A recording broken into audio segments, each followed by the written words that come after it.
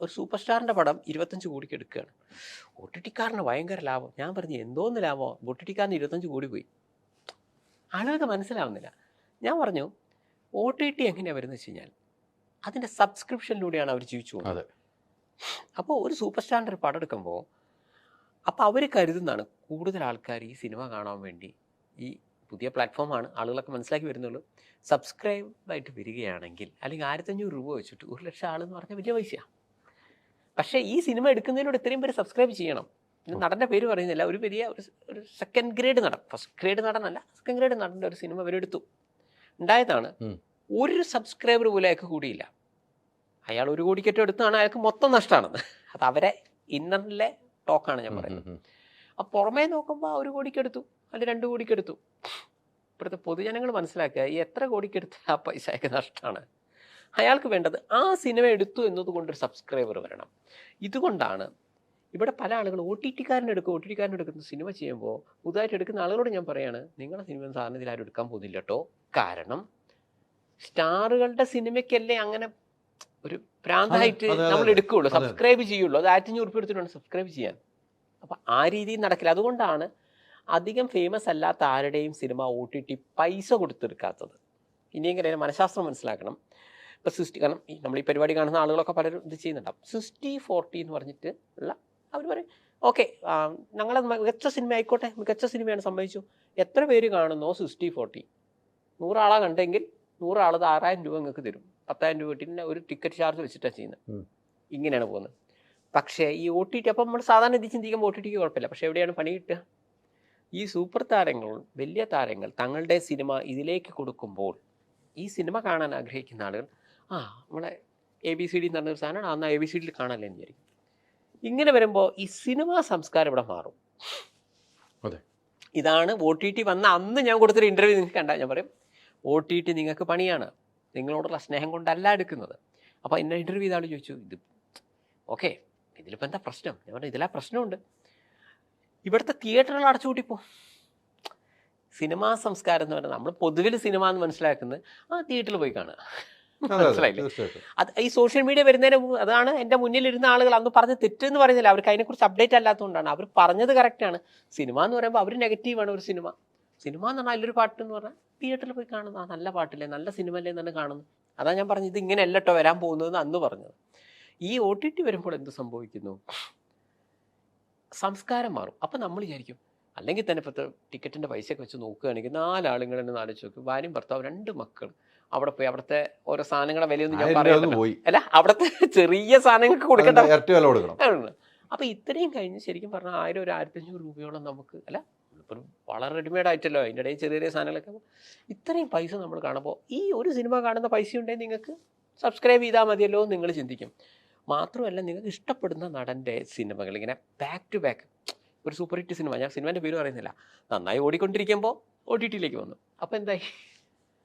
അപ്പോൾ അതിൻ്റെ തലേ ദിവസം കണ്ടോ വിചാരിക്കും, ഞാൻ ഇപ്പം എന്തിനു പോയി എനിക്ക് ഇതിൽ കണ്ടാൽ പോയി. ഇങ്ങനെ വരുമ്പോൾ ഇതാണ് സന്തോഷ് പണ്ഡിറ്റ് പറഞ്ഞത്, OTT വന്നാൽ തിയേറ്ററിൽ പോകുന്ന സംസ്കാരം മാറും, തിയേറ്ററുകൾ അടച്ചുകൂട്ടി പോവും. മനസ്സിലാക്കണം, മിനിമം 10-20 ആളില്ലാതൊരു സിനിമ ചെയ്യാനാവില്ല. ഇതിലും വെച്ചൊരു പെട്ടിപ്പീടി ഇടുന്നതാണ് അയാൾക്ക് ലാഭം. ഇത്രയും ടൗൺ ഏരിയയിൽ ചെയ്യുമ്പോൾ ഓരോരുത്തരുടെ മാനസികാവസ്ഥയാണ് ഞാൻ പറയുന്നത്. ഒരു പെട്ടിപ്പീടി ഇട്ടിരുന്നെങ്കിൽ എന്തെങ്കിലും ഒരാൾ അവിടെ നിന്ന് വാങ്ങിച്ചു പോകും. ഒരു തിയേറ്ററാണ് ടൗൺ ഏരിയയിൽ, അല്ല ഒരു 10 ആളെങ്കിലും വരണ്ടേ? 2-3 ആൾ വരും, ചിലപ്പോൾ ഒരാളും വരില്ല. പുതിയ സിനിമകൾ ഒരു ഷോ പോലും നടത്താതെ പോകുന്നു. അവരെങ്ങനെ സർവൈവ് ചെയ്യും? ഗതി കെട്ടി ഇവിടുത്തെ നല്ലൊരു ശതമാനം തിയേറ്ററുകൾ അടച്ചുകൂട്ടും ഈ OTT കാരണം. അവസാനം എന്താവും? ഇനി അടുത്ത സ്റ്റെപ്പ് പറയാം. നമ്മുടെ സൂപ്പർ താരങ്ങൾ ഇതേപോലെ, സൂപ്പർ താരങ്ങൾ എന്നല്ല ഏത് നടനായാലും, ഇവർ വലിയ ബിഗ് ബഡ്ജറ്റ് പടമൊക്കെ എടുത്ത് വരും. ഇവരെടുത്ത് ചെന്നു ഇന്നത്തെ ഓർമ്മയിൽ ചേട്ടാ 50 കോടിക്ക് എടുത്താൽ പടം 55 തന്നാൽ, കാരണം ഇത് സേഫ് ആണല്ലോ, വേറെ ഒന്നും നോക്കാനില്ലല്ലോ. ഞാൻ പറഞ്ഞ പോസ്റ്ററിലാവും, അതിൻ്റെ പുറകെ നടക്കേണ്ട, ബാക്കിയൊക്കെ അവൻ ചെയ്തോളൂ. മുമ്പ് പറയും 1 കോടി തരാം, വേണമെങ്കിൽ വെച്ചിട്ട് നോക്കി വന്നു, തീർന്നു. എന്ത് ഞങ്ങൾ തിയേറ്ററിൽ ഇറക്കും? തിയേറ്റർ വേണ്ട ഇറക്കാൻ. ഞാൻ പറഞ്ഞു മനസ്സിലായി. ഇത് ഏറ്റവും ചുരുക്കി പറഞ്ഞാൽ ജിയോ ചെയ്ത് ഞാൻ അവർ വന്ന സമയത്ത് ഭയങ്കര ഫ്രീയോട് ഫ്രീ. അപ്പം അന്ന് നമ്മൾ 1 GB-ക്കൊക്കെ 250 രൂപ ഒക്കെ കൊടുത്ത മഹാന്മാർക്ക് ഇതൊക്കെ കണ്ടപ്പോൾ ഒരു ദിവസം 1.5 GB അത് ഫ്രീ എന്നൊക്കെ പറയുമ്പോൾ നമ്മൾ എല്ലാവരും എടുത്തു. പിന്നെ സ്ലോലി അത് അങ്ങനെ പറ്റില്ലല്ലോ, ശരി അപ്പോഴും നമ്മൾ ചില നമ്പറുണ്ട്, ഒഴിവാക്കണ്ട, നിങ്ങൾ ഉപയോഗിച്ചോ. നമ്മളെല്ലാവർക്കും ഈ നമ്പർ കൂടെ കൊടുത്തു, അത്യാവശ്യം നമ്പറായി. ഇപ്പം പറഞ്ഞു അതെ ഒരു സിമ്മിന് മിനിമം ഒരു 50 രൂപയാവും എന്ന് പറഞ്ഞു. അപ്പോൾ നമ്മൾ വിചാരിച്ചാൽ 50 അല്ലേ പോട്ടെ. ഇപ്പം പറഞ്ഞു ഇത് പറഞ്ഞിട്ട് കാര്യമുണ്ടോ, 300 രൂപ ഒരു മാസം വേണം, ഞാൻ നമ്പർ കട്ട് ചെയ്യും. അപ്പോൾ മറ്റോ പറഞ്ഞു നീ ഇങ്ങനെ നമ്പർ കട്ട് ചെയ്യല്ലേ.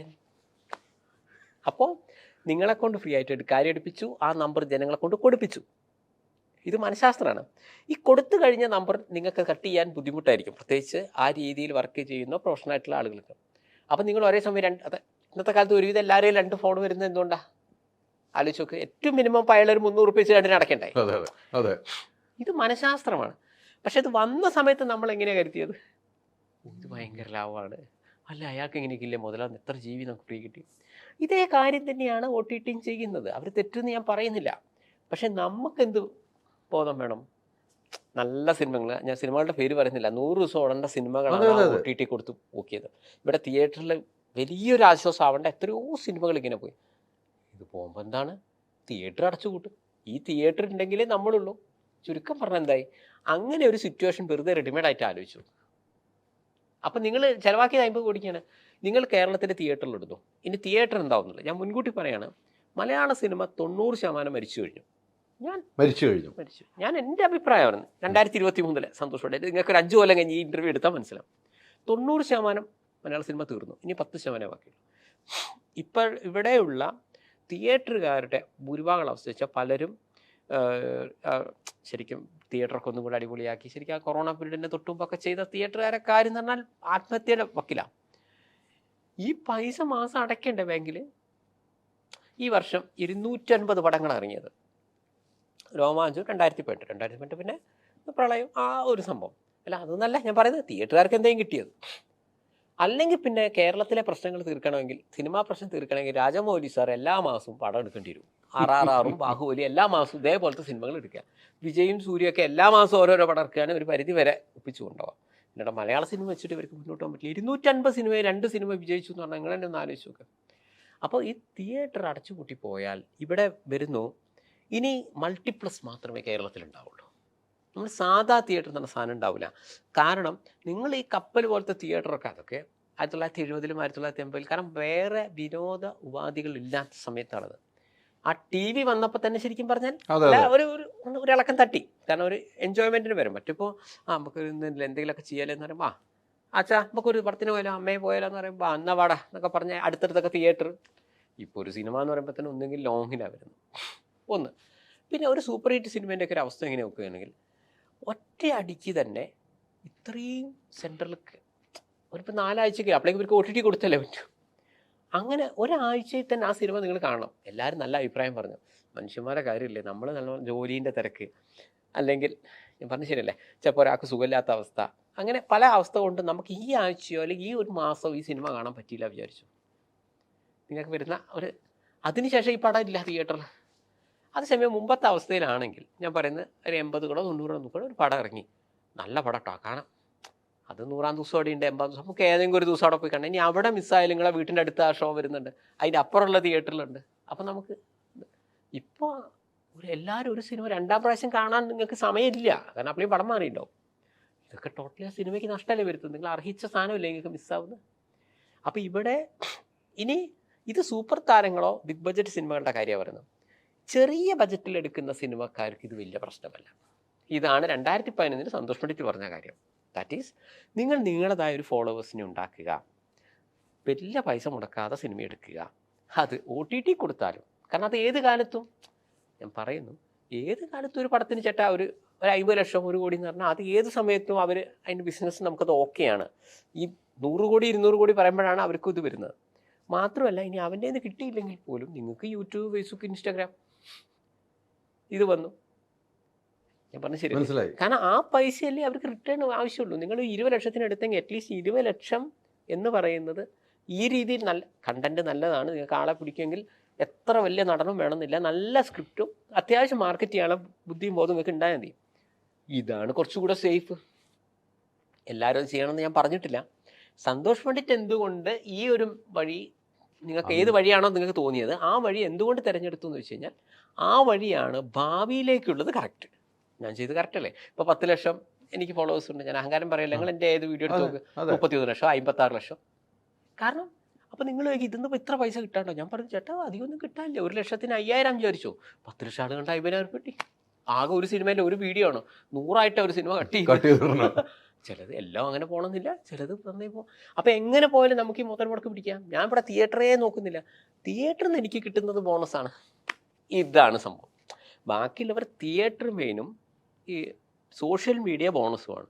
സന്തോഷ് പണ്ഡിറ്റിനെ സോഷ്യൽ മീഡിയ മെയിനും തിയേറ്റർ ബോണസും.